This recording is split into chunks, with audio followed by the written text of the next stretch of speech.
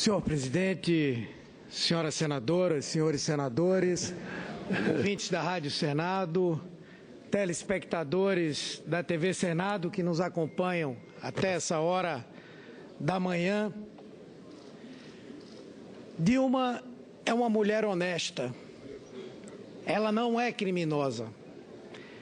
Essas frases não são minhas, mas do ex-presidente Fernando Henrique Cardoso, presidente de honra do PSDB. No entanto, essa mulher honesta e que não é criminosa, na palavra de um dos maiores líderes da oposição, está às vésperas de ser afastada do cargo a que chegou pela vontade de 54 milhões de brasileiros em um processo absolutamente kafkiano. Dilma, uma presidenta que não cometeu qualquer crime, está sendo acusada por um delito que não existiu. É uma farsa o crime de responsabilidade que tentam lhe imputar. Na verdade, a aliança que reuniu a grande mídia, a oposição, elementos do Poder Judiciário e do Ministério Público, decidiu: Dilma é criminosa. Agora, depois de também decidirem a pena, que é o impeachment, vamos buscar o crime. É isso que tem acontecido até agora. Fizeram um malabarismo jurídico, aqui reforçado pelo relator desse processo, para identificarem 3 decretos de suplementação orçamentária no valor de 980 milhões em 2015, onde a execução orçamentária atingiu 1,4 trilhão.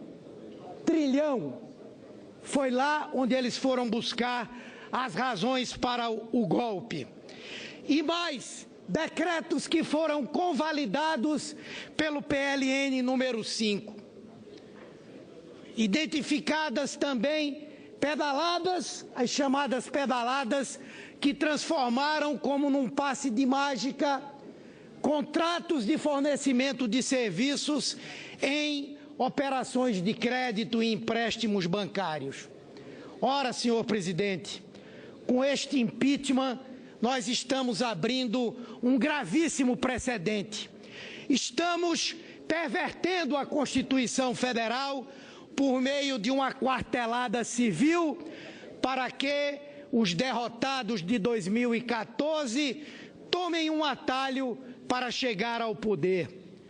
O acordo espúrio que sustenta este golpe vergará o Estado democrático de direito, banalizará o impeachment como instrumento constitucional e abrirá um precedente perigosíssimo na nossa jovem democracia para submeter à sustentação de qualquer chefe do Executivo, a partir de agora, as pesquisas de opinião pública, o que nos trará uma séria instabilidade jurídica e destruirá a solidez das nossas instituições. A nossa democracia, que construímos sobre o sangue, a tortura e a morte de tantos brasileiros e brasileiras, não merece ser desprezada assim. Mas a elite brasileira, ou chamando-a de burguesia, ou de classe dominante, que segue tratando este país como a sua capitania hereditária, não tem apreço pela democracia. Se acredita na Casa Grande e julga o resto dos brasileiros como se na senzala estivessem. Continua acreditando que a democracia é apenas um instrumento para a satisfação dos seus interesses. Para essa elite, a democracia só é boa quando ela pode manejá-la. Quando perde o poder de mando para os que julga na senzala, ela vai lá e acaba com a festa. Ocorreu assim em 64, quando civis puseram militares no poder por 21 anos. Agora, Como lá atrás, o golpe se repete, mas de forma soft. Estão substituindo os tanques e os fuzis pelos contorcionismos legais e pelas fraudes constitucionais. Estão substituindo a UDN e os militares pelo PMDB. Estão substituindo o voto dos brasileiros de todos os cantos do país por um acerto de gabinete operado no Palácio do Jaburu, a sede da conspiração, o balcão de feira da República. Logo eles, os mesmos que acusavam o PT de fisiologismo, de aparelhamento da máquina pública, mostram como é que fazem política.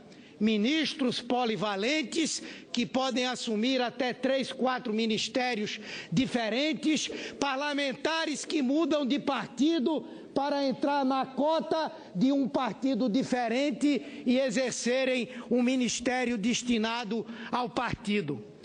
Podem travestir tudo isso do que quiserem, mas não adianta. Nos desculpem os ouvidos sensíveis, isto é golpe. E nós vamos repetir isso até o final desse processo. É um processo imoral, ilegítimo, ilegal. Como pode se sustentar um vice-presidente golpista interino na presidência sem que tenha base legal, social, política ou eleitoral?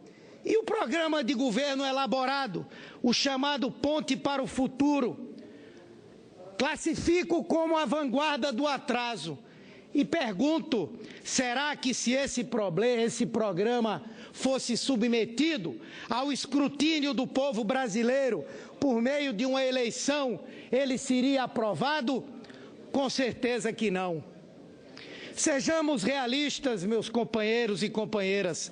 Este plenário está a poucas horas de apear do poder, de golpear uma presidenta legitimamente eleita pela vontade soberana de mais de 54 milhões de brasileiros. Mas não é apenas Dilma que este Senado derrubará nessa madrugada.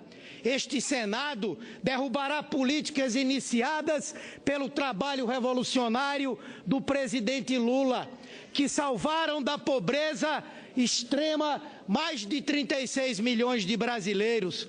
Derrubará políticas que fizeram mais de 42 milhões de cidadãos e cidadãs ascenderem à classe média no maior processo de mobilidade social da nossa história. Um dos mais expressivos do planeta. Este Senado estará derrubando o Brasil do Bolsa Família, o Brasil do Minha Casa Minha Vida, o Brasil do Pronatec, o Brasil do FIES, o Brasil do ProUni, o Brasil do Ciências Sem Fronteiras, o Brasil das universidades e das escolas técnicas, o Brasil do Mais Médicos.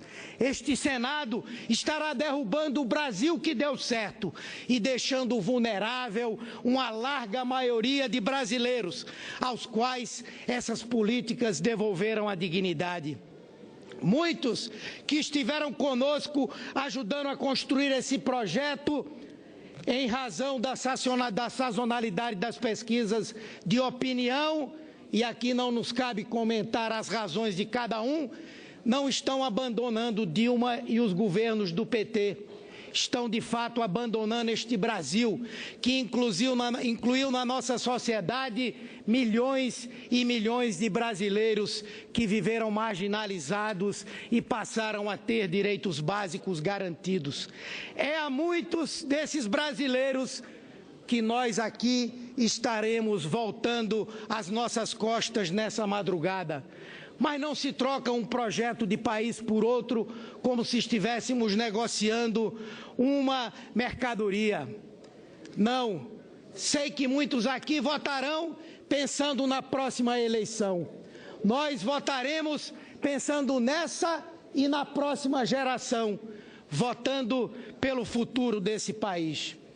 Estamos diante de uma absurda injustiça histórica. E eu queria chamar neste momento a atenção do plenário e do Brasil para esta foto que eu trago aqui. eu peço que observem uma foto de 46 anos atrás, onde nós vemos uma mulher correta, honesta, honrada, que não havia cometido qualquer crime, ser submetida à arbitrariedade de um tribunal de golpistas. Ela está impassível, com a cabeça erguida, enquanto eles tentam esconder o próprio rosto. Apesar da atrocidade a que ela foi submetida, apesar da tortura que sofreu, a sua cabeça permaneceu erguida, seu semblante foi um semblante e é agora um semblante de serenidade, porque traz a consciência limpa, seu olhar mira o futuro desse país, as suas mãos demonstram a união. Essa mulher é Dilma Rousseff, e nem as barbaridades a que ela se sujeitou foram capazes de ela deixar de acreditar no futuro desse país e que vale a pena lutar pela democracia, pela liberdade e por um Brasil maior. Mais uma vez na sua vida, Dilma Rousseff está sendo vítima de um julgamento injusto. E uma vez mais, na sua vida, a cabeça dessa mulher está erguida, seu semblante é de serenidade, porque traz a consciência limpa, seu olhar, mais uma vez, mira o futuro, suas mãos denotam a união. E nem a barbaridade de hoje, que esse processo representa, nem a violência do afastamento do cargo de presidente da República que o povo lhe conferiu pelo voto, serão capazes de levá-la a deixar de acreditar na justiça no Brasil e principalmente na força da nossa democracia. Nesta mesma foto, como eu disse, os seus algozes demonstram a sua plena covardia. Mas a história colocou cada um deles na sua devida posição. E se hoje o Senado depuser a presidenta Dilma nesta madrugada, ato contínuo, nós do PT passaremos a ser o maior partido de oposição do Brasil. E não se preocupem os incautos, seremos, repito, o maior partido de oposição do Brasil e não o maior partido de oposição ao Brasil, como tem sido a prática do PSDB, a prática do DEM, patrocinador de pautas-bomba de mais de 25 bilhões de reais nesse Congresso Nacional e de articulações mesquinhas, cuja única finalidade foi a de derrubar o governo por meio da ruína do país. E agora vem falar de austeridade fiscal. E agora querem condenar a presidenta Dilma por irresponsabilidade fiscal? Irresponsáveis foram aqueles que votaram aqui e lá pela pauta-bomba do senhor Eduardo Cunha. Foram aqueles que nos impingiram aqui durante um ano um projeto de aumento ao poder judiciário que era inviável para o nosso governo e para qualquer governo que venha agora. Irresponsáveis foram eles. Isso é o que se chama a plena hipocrisia. Agora querem condenar a presidenta Dilma pelo que praticaram. Se formos para a oposição, estaremos nas ruas a partir de amanhã para cobrar implacavelmente as ilusões que vêm sendo vendidas e dar publicidade a todos os processos que virão. Faremos uma oposição qualificada e consistente dentro deste Congresso Nacional e nas ruas do Brasil. Não esperem de nós gestos incendiários, mas também não esperem complacência, corpo mole e muito menos qualquer tipo de composição com um governo golpista e vergonhoso que mancha a história do nosso país. Companheiros, companheiras, nós teremos ao final disso aqui uma comemoração.